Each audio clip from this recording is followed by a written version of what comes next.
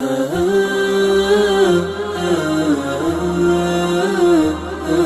باللہ من الشیطان الرجیم، بسم اللہ الرحمن الرحیم۔ معزز خواتین و حضرات، السلام علیکم ورحمۃ اللہ وبرکاتہ۔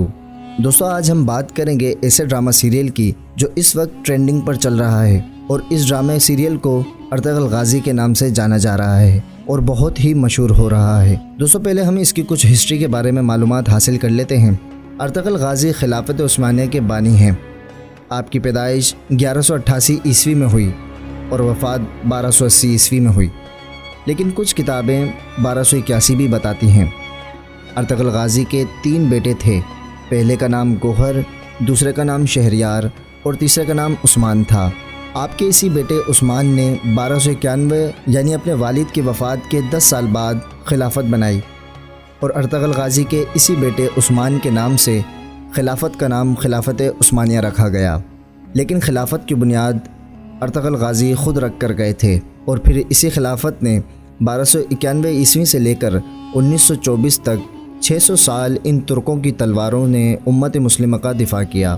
دوستو، ارطغرل غازی کا خاندان وسطی ایشیا سے یہاں آیا تھا، اور ان کے جد امجد اوس خان کے 12 بیٹے تھے، جن سے یہ 12 قبیلے بنے، جن میں سے ایک قائلی قبیلہ تھا جس سے ارطغرل غازی تعلق رکھتے تھے۔ دوستو، آپ کے والد کا نام سلیمان شاہ تھا۔ ارطغرل غازی کے 3 اور بھائی تھے، سارم، زلجان، گلدارو، اور آپ کی والدہ کا نام حائمہ تھا۔ ارطغرل غازی سب سے پہلے وسط ایشیا آئے، یعنی سینٹرل ایشیا سے ایران، پھر ایران سے اناطولیہ آئے۔ منگولوں کی یلغار سے بچنے کے لیے جہاں سلطان علاؤالدین جو سلجوق سلطنت کے سلطان تھے، اور یہ سلجوق سلطنت سلطان الپ ارسلان نے قائم کی تھی۔ دوستو، سلطان الپ ارسلان تاریخ کی بہت بڑی شخصیت تھی، اور آگے جا کے اسی سلطنت کے سلطان علاؤالدین سربراہ بنے۔ دوستو، انہی سلطان علاؤالدین کے سائے تلے یہ 12 قبیلے اوس خان کہلاتے تھے، اور قبیلے کے قائد ارطغرل غازی بنے۔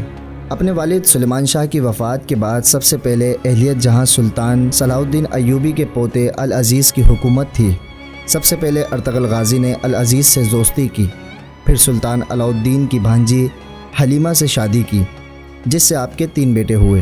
آپ نے ایوبیوں اور سلجوکیوں کی دوستی کروائی، سلیبیوں کے ایک مضبوط قلعے کو فتح کیا جو حلب کے قریب تھا۔ اس کے بعد ارطغرل غازی سلطان علاؤالدین کے بہت قریب ہو گئے۔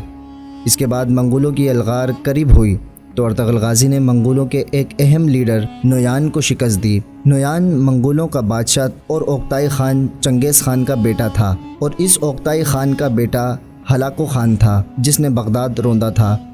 اور پھر ارطغرل غازی اپنے قبیلے کو لے کر سوغوت آئے، اور پہلے باستین آئے، قسطنطنیہ کو فتح کیا، اور یہیں تمام ترکو قبیلوں کو اکٹھا کیا۔ دوستو، سلطان علاؤالدین کی وفات کے بعد ارطغرل غازی سلطان بن گئے۔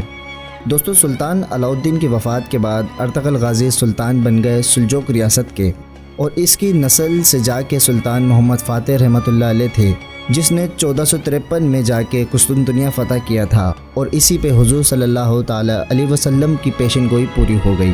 تاریخ میں ارطغرل غازی جیسے جگنو بہت کم ملتے ہیں، لیکن افسوس کہ ہماری نسل ان کو جانتی ہی نہیں۔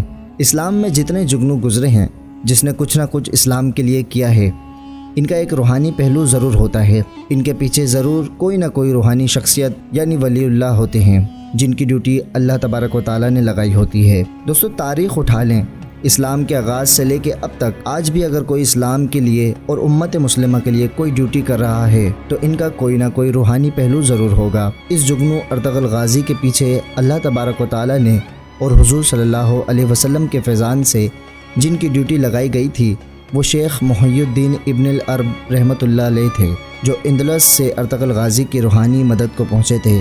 دوستو، حضور صلی اللہ تعالیٰ علیہ وسلم کی خوبصورت حدیث شریف ہے کہ مومن کی فراست سے ڈرو کہ وہ اللہ کے نور سے دیکھتا ہے۔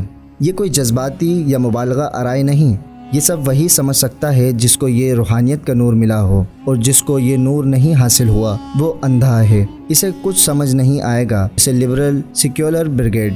دوستو، چونکہ ہم مسلمان ہیں تو ہمیں اسلام کی ہسٹری کے بارے میں ضرور معلوم ہونا چاہیے، تاکہ اگر کوئی ہم سے پوچھے تو ہم سینہ چوڑا کر کے بتا سکیں۔ اللہ تبارک و تعالیٰ ارطغرل غازی کا رتبہ بلند فرمائے اور ہزار رحمت ان پر ہوں۔ دوستو، ویڈیو پسند آنے کی صورت میں اگر آپ کو اس ویڈیو سے کچھ معلومات حاصل ہوئی ہو تو ہماری حوصلہ افزائی کے لیے آپ کامنٹ کر سکتے ہیں اور بالخصوص لائک اور سبسکرائب ضرور کیجیے گا تاکہ اسی طرح ہر نئی آنے والی ویڈیو کی نوٹیفیکیشن آپ تک پہنچ سکے۔ اگلی اسلامک نئی ویڈیو آنے تک کے لیے ہمیں دیجیے اجازت، اور اپنا بہت خیال رکھیے اور رمضان المبارک میں خوب عبادت کیجیے اور ہمیں بھی دعاؤں میں یاد رکھیے۔ جب تک کے لیے السلام علیکم ورحمۃ اللہ وبرکاتہ۔